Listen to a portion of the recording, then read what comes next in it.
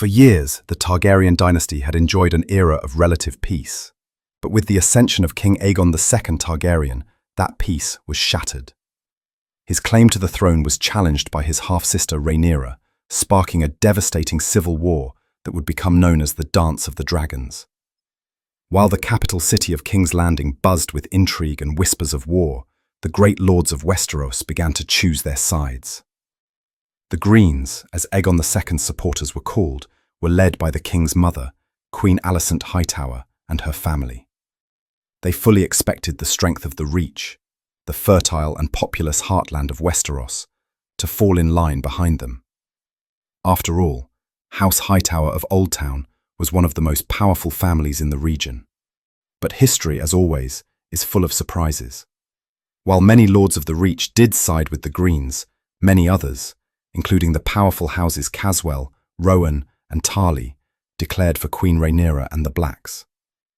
Even some of the Hightower's own vassals, like houses Beesbury and Costayne, defied their liege lords. With the Reach hopelessly divided and the lord of its great seat, Highgarden, only a babe, his regent mother declared House Tyrell neutral. The Hightowers, rather than using their large forces to march north and support Aegon II's other armies, were forced to turn their attention inward, fighting a slow and bloody war against their own countrymen. The War in the Reach. Following the early Black victories in the Riverlands, the Hightower's great army, led by Lord Ormund Hightower, was ordered to quell the growing rebellion in the Reach. Lord Ormund assembled a massive host and marched out from Oldtown, only to be immediately beset by a series of guerrilla attacks. Though outnumbered, the Black forces were nimble and clever. Led by Lords Alan Tarly and Alan Beesbury, soon nicknamed the Two Alans for their daring and coordinated strikes, they raided the Hightower camps at night, killed their scouts, and harassed their supply lines.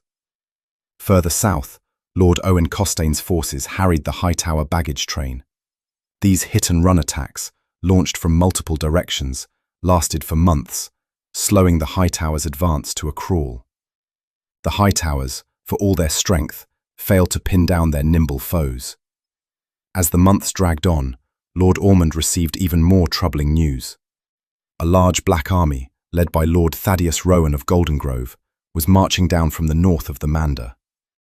Faced with enemies on all sides, Ormund halted his advance and set up a defensive camp along the Honeywine.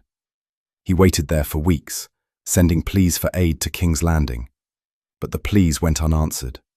King Aegon was still recovering from severe injuries sustained at the Battle of Rook's Rest, and his brother, Prince Aemond Targaryen, was consumed with a desire to hunt down his uncle, Prince Daemon Targaryen, whom he saw as the greater threat. With the dragon Vhagar and the remaining royal army, Aemond marched north, leaving the Hightowers to fend for themselves. The Battle of the Honeywine. By the third week of the new year 130 AC, Ormund's army was trapped. The Black forces, under the command of Thaddeus Rowan and Tom Flowers, had descended from the north, pinning the Hightowers against the banks of the Honeywine. In a coordinated attack, the Two Alans and Lord Owen Costayne struck from the south, cutting off any chance of retreat to Oldtown. Caught between two converging armies, the Hightower lines began to buckle and defeat seemed inevitable. Then, a massive shadow fell upon the battlefield. Just as hope was fading, Prince Daeron Targaryen appeared, mounted on his young but formidable dragon, Tessarion. The arrival of the dragon changed the course of the battle in an instant. Tessarion's blue flames rained down on the Black forces, scattering their ranks and turning a near-certain defeat into a desperate rout. The tide had turned. Tom Flowers was killed on the field, and Lord Owen Costayne was mortally wounded. The Two Alans were captured. The only Black commander to escape was Thaddeus Rowan, who retreated north with the broken remnants of his host. The Battle of the Honeywine was a devastating blow to the Blacks in the Reach. With their armies destroyed and most of their leaders killed or captured, their offensive was over. Prince Daeron was hailed as a hero.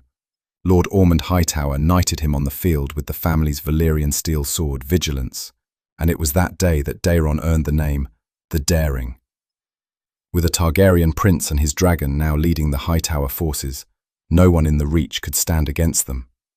Lord Ormund and Prince Daeron spent the next month securing the submission of the remaining Black Lords, including the Rowans of Goldengrove and the Lords of the Shield Islands. With the Reach now firmly under Green control, the great Hightower host began its long march up the Roseroad, with Daeron and Tessarion scouting ahead to King's Landing, where the next act of this tragic war would be fought.